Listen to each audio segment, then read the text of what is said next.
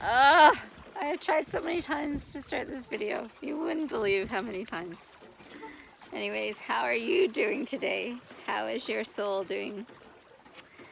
I am not in my studio and I am not in my apartment. I will show you where I am today.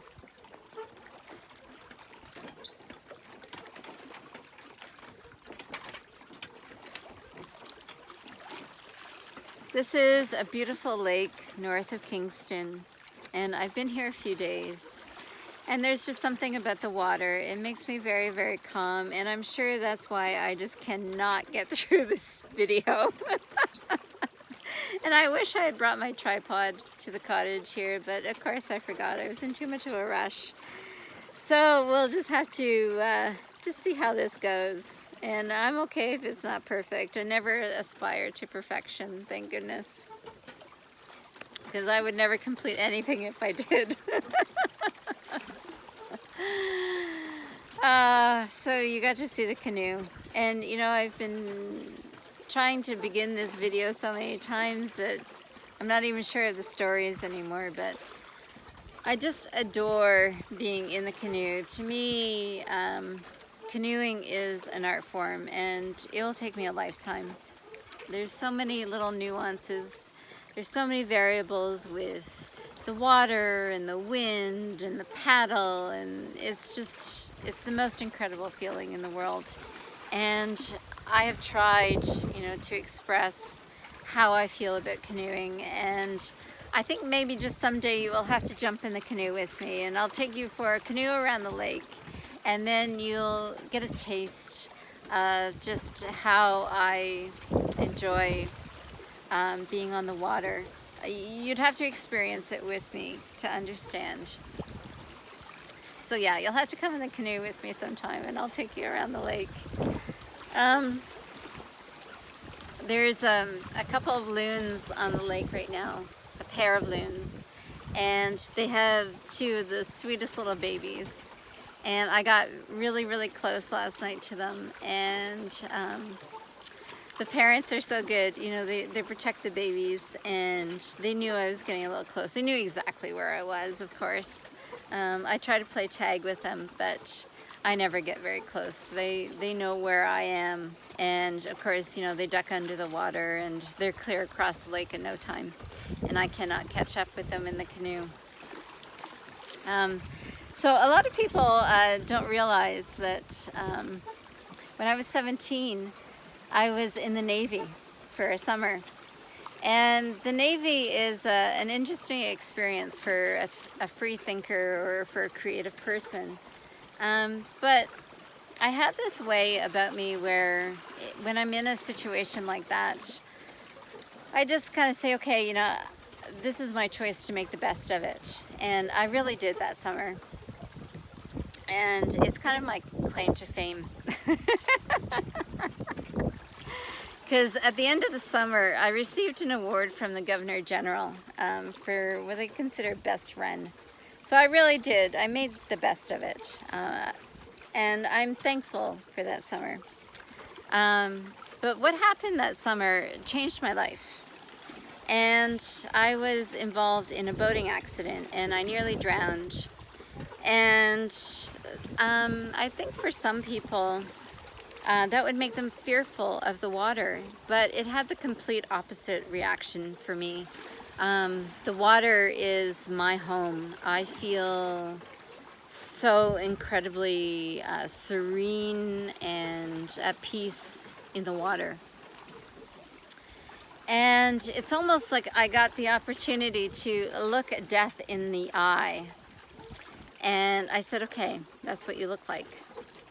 And I can't even explain to you the circumstances, how I even managed to be alive today.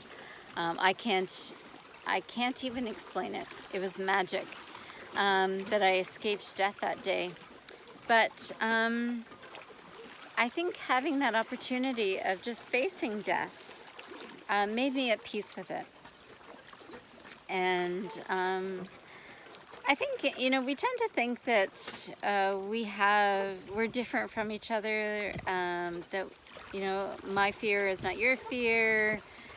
And, you know, the more we kind of reveal ourselves, and there is such a beauty in that revealing, unveiling, unfurling of our story, that we're really no different from each other. And our stories may slightly be different, but their essence are so much the same. So another thing that a lot of people don't know about me, and I don't mind sharing, is when I was a child, I had these terrible night terrors of fish eating me. Night after night after night, I would just wake up screaming from these night terrors of these fish eating me. And, you know, I've never been a fan of swimming in fresh water because of the fish. And I have slowly overcome that fear in the last couple of years. And yesterday, I was tested, really, really tested. I have never seen the swimming dock the way it was yesterday. There was thousands and thousands of little minnows around the swimming dock, but I still wanted to swim. And fish have this strange reaction to me. They love to nibble on me, even when I'm out in the water. And it has taken me a lot of courage and a lot of getting over myself and my fears to be able to swim with the fish. But yesterday, with all these little minnows around, I really had to muster up my courage. And I just figured, okay, today is a good day for baby steps. So I dipped my toes in, and the fish just gathered around my toes, you know? And I'm even shaking them in the water. And they're just they're even more enticed by that. I don't know what it is. And then I got a little bit more daring, and I got my ankles in, and I got my knees in, and then finally I just went into the water, and they left me alone. But I've never seen anything like it here before. And I just wanted to tell you the story and share the story with you, because we tend to think that we are alone in our fears. And some fears may not seem, you know, there's no status of fears. A fear is a fear. And I mean, I have other fears, and I have regrets, and I have sorrows, but at the same time, you know, I have a lot of happy moments, and a lot of humbleness and feeling of being blessed in my life. I keep getting distracted because there's dragonflies and there's butterflies around. As soon as I see something like that, my eye just goes, oh. There was a heron that went across there, and oh, it was like, oh, there's the heron. But yeah, you know, we tend to minimize baby steps. And I don't care how old you are. You know, you could be 2 or you could be 200. Baby steps are very cool. And sometimes, you know, we don't allow ourselves enough compassion to be able to take baby steps, especially with our fears. But baby steps are cool. So I highly recommend baby steps. I'm just going up some stairs here. It's quite a climb, so probably by the time I reach the very top, I'll be out of breath, and that's okay. But I want to show you what I'm working on. And as I said, I wish I brought or maybe I didn't say it in this video. I can't remember now. I didn't bring my tripod to the cottage, so I have to carry you. That's okay. Yeah, so we're up at the top of the hill here, a little bit further to go. So I'm incredibly blessed to have a dear soul sister in my life, and she is working on a portable labyrinth. And she knows a lot about labyrinth teachings. And she has asked me to do the air element of her portable labyrinth. So as you can see, the lake is too windy today. I am an okay paddler, but I know my limitations. I know the wind would take me on a beautiful, beautiful journey today, but it would be a struggle for me to get back to the dock. And sometimes it's just important to know limitations. You have to see the view from up here. It's just gorgeous.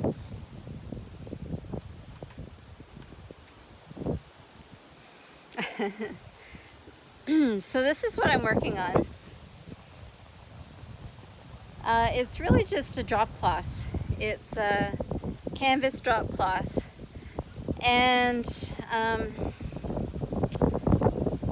I've got it marked out with pencil as to how I think it's going to look. And I've been doing these videos, I think maybe a little bit of a distraction, actually. I wanted to record, though, before I actually started painting, because I want to involve you in the process, and I'm not exactly sure how I'm going to do that. It might just be beginning and end, who knows. I'm really determined to get this finished while I'm here, though.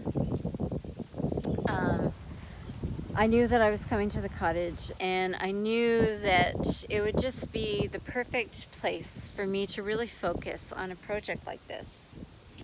But I must admit that, you know, I'm not a painter. And this is a fairly large canvas, and it's intimidating. And I think, you know, there's not enough artists that kind of say, you know, that first brush stroke was the hardest. And I wish there were more artists that kind of spoke of their fear in art and, you know, the expectations that they put on themselves in terms of their artwork. And you get, it's almost like you get tongue-tied, but in a visual sense. And I really wish that more artists would speak of that, of how they get tongue-tied, but it's not the same as, you know, with the verbal. It's a visual tiedness, you know, an obstacle, how they overcome obstacles in their artwork. I wish more artists would kind of show their vulnerability in that sense, that, you know, it's sometimes really hard. It's really hard to start a project sometimes. We put so much pressure on ourselves. We put so much pressure on the work that it's really difficult to overcome our fears, even in artwork. You know, I have my fears of the water. I have my fears about being alone at the cottage. And I talk about baby steps. And it's the same with artwork. I have been envisioning this piece for a long time. And I knew that coming here at the cottage would be the right time for me to pursue this piece of artwork.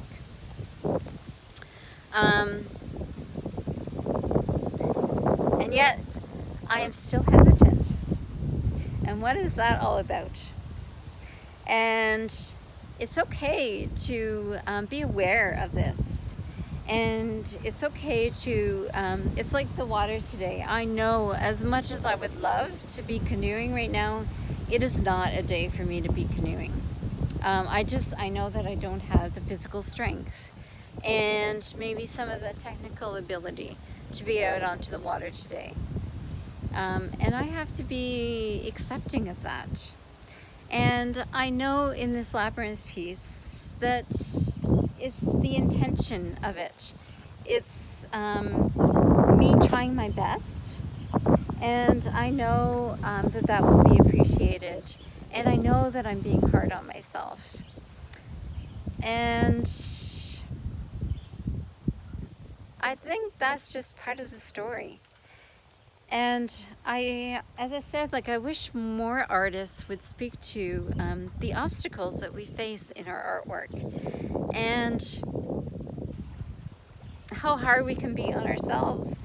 And we are our worst critics. And so I'm gonna plunge into this canvas, into the painting. Wish me well. Wish me well on this project. I'm sure, I'm sure once I get started, it'll all come together. But it's dipping my toes in and then my ankles and waiting for the fish to come and bite me. It's just like any other fear. And I know that I have the strength. I know that I have faced these obstacles before and I have overcome. And there is a great beauty to that story of overcoming obstacles. And I wish, I just wish more people would be a bit more vulnerable in those types of stories, because it does help us. It helps us to overcome our fears. And I want to finish always, with my metta prayer for you, because the metta prayer is about compassion. And, even as an artist, I need to have compassion for myself. And, life is challenging. And sometimes that's by choice, that we tend to see it, our perception of life is challenging. And it's always nice to have a little compassion for others and for ourselves. So the metta prayer. May you be happy.